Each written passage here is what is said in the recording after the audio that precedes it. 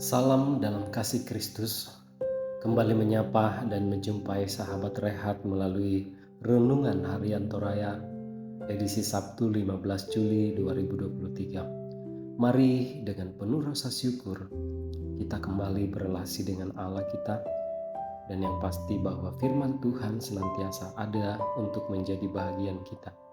Kita sambut firman-Nya, kita berdoa. Terpujilah nama-Mu ya Tuhan kami, Tuhan Yesus Kristus. Terima kasih ya Tuhan untuk penyertaan-Mu, terima kasih untuk pertolongan-Mu, terima kasih untuk kasih setia Tuhan dalam hidup kami. Kalau kami ada sampai hari ini, itu semua karena anugerah-Mu, itu semua karena pertolongan-Mu ya Tuhan. Terima kasih Tuhan. Sebelum kami memulai aktivitas kami hari ini, kami mau merenungkan sebagian dari firman-Mu. Terima kasih Tuhan, urapi setiap kami dimanapun kami berada saat ini ya Roh Kudus Tuhan. Di dalam nama Tuhan Yesus Kristus kami bersyukur dan berdoa. Amin. Firman Tuhan yang kita akan baca hari ini yaitu dari Obaja 1 ayat 15 sampai 21. Obaja 1 ayat 15 sampai 21. Nubuat tentang Edom. Sebab telah dekat hari Tuhan menimpa segala bangsa. Seperti yang engkau lakukan, demikianlah akan dilakukan kepadamu. Perbuatanmu akan kembali menimpa kepalamu sendiri. Sesungguhnya, seperti kamu telah minum di atas gunungku yang kudus, segala bangsa pun akan minum dengan tidak henti-hentinya. Bahkan mereka akan minum dengan lahap, dan mereka akan menjadi seakan-akan mereka tidak pernah ada. Tetapi di gunung Sion akan ada orang-orang yang terluput, dan gunung itu akan menjadi tempat kudus. Dan kaum keturunan Yakub akan memiliki pula tanah miliknya. Kaum keturunan Yakub akan menjadi api, dan kaum keturunan Yusuf menjadi nyala api. Dan kaum keturunan Esau menjadi tunggul gandum. Mereka akan membakar dan memakan habis sekaliannya. Dan dari kaum keturunan Esau tidak ada seorang pun yang terlepas, sebab Tuhanlah yang berfirman demikian. Maka orang-orang tanah Negeb akan memiliki pegunungan Esau, dan orang-orang daerah bukit akan memiliki tanah orang Filistin. Mereka akan memiliki daerah Efraim dan daerah Samaria, dan suku Benyamin akan memiliki daerah Gilead.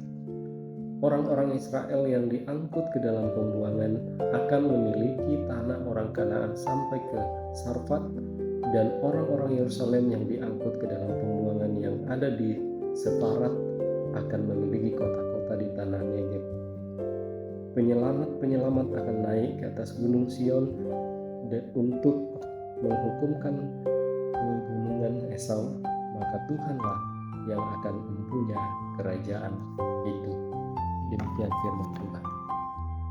Amin. Judul renungan harian Toraya saat ini yaitu Sion tempat keluputan. Sion inan katilan bukan. Orang Israel menganut ajaran atau paham hukum mata ganti mata dan gigi ganti gigi, atau hal yang senada menabur angin menuai badai. Ajaran ini menegaskan bahwa setiap perbuatan itu akan mendatangkan balas yang sama atau setimpal. Seperti yang diungkapkan oleh Obaja, bahwa umat Israel mengalami situasi yang sama dengan perbuatan mereka. Perbuatanmu akan menimpa kepalamu. Obaja menggambarkan bahwa hari Tuhan akan segera tiba. Hari yang mestinya membahagiakan, tetapi bagi Israel hari itu adalah hari pembalasan, hari yang menakutkan. Pelanggaran kekudusan sebagai umat Allah akan membawa Israel pada situasi yang sulit, situasi di mana Allah sendiri yang akan tampil sebagai lawan bagi mereka. Walaupun Allah tetap menegakkan keadilan demi kekudusannya atas umat dengan hukuman, tetapi pada sisi lain karena kasih-Nya, Allah pun memberikan mereka jalan keluar dari situasi sulit itu. Jalan di mana umat harus segera berlari kepada Sion, ke tempat kudus Allah. Untuk apa? Karena Sion adalah kota Allah, tempat di mana umat dapat berlindung dan beroleh luput dari petaka. Selanjutnya, hal itu berarti bahwa sesungguhnya Allah tidak pernah berdiam diri untuk membawa kembali Israel menjadi warga kerajaannya, umat yang mau kembali ke hadirat Tuhan, umat yang bersedia meninggalkan jalan kebinasaan menuju jalan kehidupan. Jikalau Allah dapat menghalaukan musuh kita dan menjadi kota yang meluputkan dari hukuman, maka sudah sepatutnya lah kita hanya datang padanya. Saat kita jatuh ke dalam dosa karena beragam pilihan hidup yang salah, adalah baik untuk selalu ingat bahwa hanya pada Allah ada keluputan yang membawa pada hidup. Amin. Mari kita berdoa.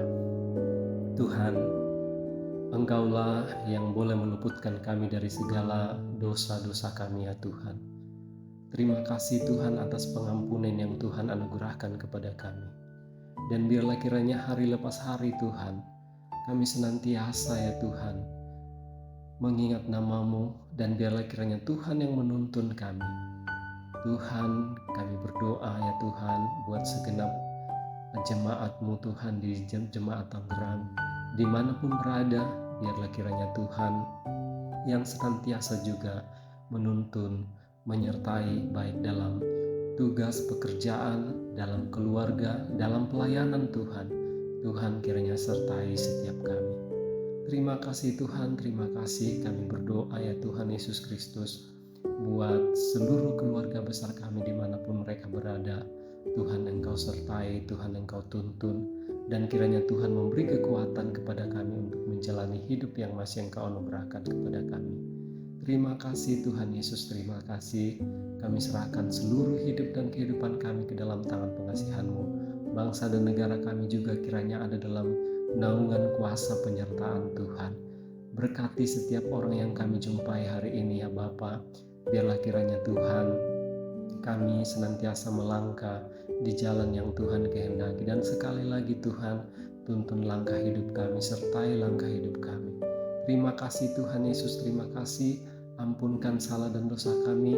Hanya di dalam nama Tuhan Yesus Kristus kami bersyukur dan berdoa. Amin.